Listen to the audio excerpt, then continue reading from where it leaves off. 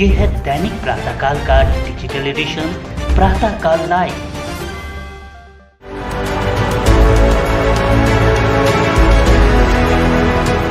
धमकी होती ही सिर्फ देने के लिए है, उसको मानना नहीं है। कंगना ने भी सोच समझ के ही फिल्म बनाई होगी।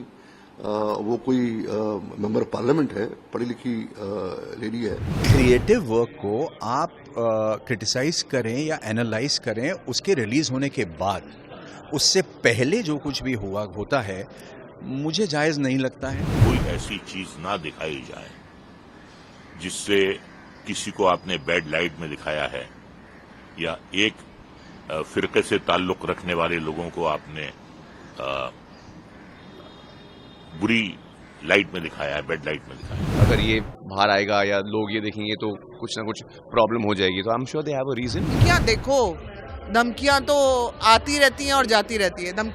धमकी होती ही सिर्फ देने के लिए है, उसको मानना नहीं है।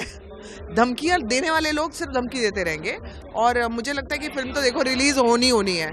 और कई बार ना ये पब्लिसिटी का भी एक तरीका होता है, मेरे को ऐसा लगता है। बट अगर सच्ची में वो धमकी है भी तो भी देखो फिल्म तो रिलीज होगी, उसका कोई आप रोक नहीं सकते। और कंगना की फिल्म है, मैं एक्सपेक्ट कर रही हूँ कि आफ्टर लॉन्ग टाइम, लंबे वक्त के बाद मैं कंगना को इस रूप में देखना चाहती हूँ। तो क्योंकि हाल ही की कुछ फिल्म्स कंगना की बहुत ज़्यादा अच्छी नहीं करी, और मैं पर्सनली कंगना को बहुत लाइक करती हूँ, तो मैं देखना चाहूँगी इमरजेंसी फिल्म। किसी भी तरीके से कोई धमकी देना या अनडेमोक्रेटिकली इलीगली जान पे धमकी देना या ये कहना कि हम आपको, ये गलत है, ये सरासर गलत है। और हमारी कंट्री में फिल्म को सेंसर मिल भी जाती है और फिल्म रिलीज भी हो जाती है।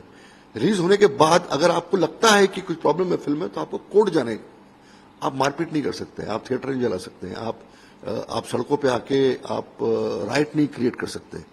इसके पहले भी बहुत सारी फिल्मों में हुआ, पद्मावत में हुआ, उसके पहले भी बहुत सारी फिल्मों में एक अनडेमोक्रेटिकली प्रोटेस्ट हुए हैं और हमने हर वक्त उसको ऑब्जेक्ट किया हुआ है।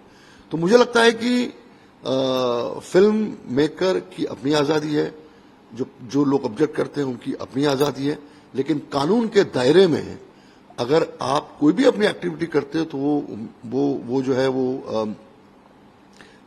लोगों को एक्सेप्टेबल है। कंगना ने भी सोच समझ के ही फिल्म बनाई होगी। वो कोई मेंबर पार्लियामेंट है, पढ़ी लिखी लेडी है।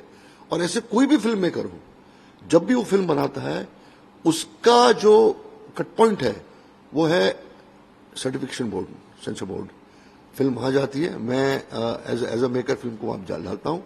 सेंसर बोर्ड में पढ़े लिखे लोग हैं, एक्सपर्ट लोग हैं, हर प्रोफेशन के लोग हैं, कमिटी मेंबर्स हैं, वो फिल्म देखते हैं। और अगर मेरी फिल्म को जो कट्स मिलते हैं और अगर मैं कट्स को एक्सेप्ट नहीं करता हूं तो मैं रिवाइजिंग बोर्ड कमेटी में जाता हूं, रिवाइजिंग कमेटी सजेस्ट करती है। तो एक पूरा प्रोसेस है। और अगर मुझे रिवाइजिंग कमेटी का भी डिसीजन करेक्ट नहीं लगता तो एज अ मेकर मैं कोर्ट जाता हूं। बहुत सारी फिल्में जो है वो कोर्ट गई और कोर्ट से अपने लिए जस्टिस लेके आई हैं। तो इस कंट्री में वायलेंस जो है वो मुझे लगता है कि गलत है और हर फिल्म मेकर को अपने हिसाब से फिल्म बनाने का हक है। और CBFC is a statutory body जो डिसाइड करती है कि इस फिल्म में क्या जाना चाहिए और क्या नहीं जाना चाहिए। मैं एक बड़ी सिंपल सी बात बताता हूँ।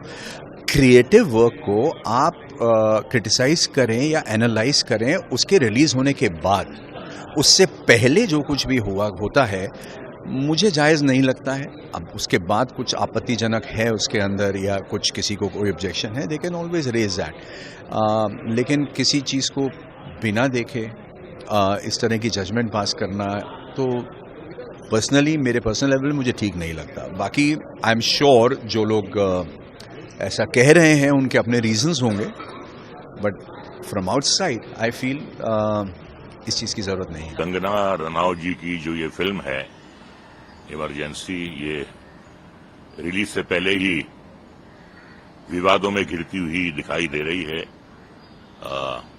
इसका जो ट्रेलर आया था उससे देख के एक फिरका, एक तबका जो है वो आहत हुआ है और वो प्रोटेस्ट कर रहे हैं। तो प्रोटेस्ट करने का हक तो सबको है, ये प्रजातंत्र है, डेमोक्रेसी है।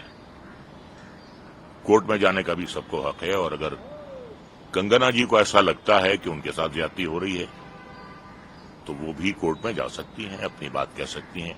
कोर्ट जो है सबके लिए खुला हुआ है और आखिरी फैसला जो होता है वही कोर्ट का सही होता है, वही इंसाफ करता है। तो मैं यही कहूंगा कि इमरजेंसी पे पहले भी काफी फिल्में आई हैं, लेकिन ये फिल्म काफी चर्चित हो रही है। देखिए क्या है कि अगर किसी की रिलीजियस फीलिंग्स हर्ट होती हैं, आहत होती हैं, उससे क्या होता है कि मुल्क में बदअमनी फैलती है, लॉ एंड ऑर्डर की भी प्रॉब्लम हो जाती है। तो इस बात का भी ख्याल रखना चाहिए कि कोई ऐसी बात ना हो। लेकिन अदालतें खुली हुई हैं, आप प्रोटेस्ट कर सकते हैं, आप धरना दे सकते हैं, आप अपनी बात कह सकते हैं, लेकिन डेमोक्रेसी है हमारे यहाँ, और हमारा जो एक इंस्टीट्यूशन है सेंसरशिप का, वो बहुत जिम्मेदारी से अपना काम करता है। लेकिन उन्हें भी कई बार ये सोचना चाहिए कि कोई ऐसी चीज ना दिखाई जाए जिससे किसी को आपने बैड लाइट में दिखाया है, या एक फिरके से ताल्लुक रखने वाले लोगों को आपने बुरी लाइट में दिखाया है, बैड लाइट में दिखाया है। तो फिल्म भी रिलीज हो रही है। अब ये जो नया विवाद शुरू हो रहा है, ये क्या किस करवट लेगा ये आगे, ये हम कह नहीं सकते। लेकिन मैं ये चाहूंगा कि जो भी हो अमन और शांति से हो, और अगर किसी बात पर एतराज है उस पर गौर किया जा सकता है, और अगर ऐसा लगता है कि इसे दिखाने से डेमोक्रेसी में आपको फ्रीडम ऑफ एक्सप्रेशन का हक दिया गया है, लेकिन इसके साथ साथ किसी के जज्बात मजरू करने का आपको कोई हक नहीं है। किसी भी कम्युनिटी को आपको बैड लाइट में दिखाने को कोई हक नहीं है। ये हमारी डेमोक्रेसी कहती है। हर देश में, हर इंडस्ट्री में फ्रीडम ऑफ स्पीच होना बहुत ज़रूरी है, बट एक दायरे के अंदर। आई फील कि अगर ऐसी कुछ चीज़ें हैं जिससे sensor board obviously responsible body है, तो उन्हें पता है कि यार अगर ये बाहर आएगा या लोग ये देखेंगे तो कुछ ना कुछ प्रॉब्लम हो जाएगी। तो I am sure they have a reason, but I am hopeful कि यार ये रिजॉल्व हो जाए, सबकी पिक्चर रिलीज होनी चाहिए।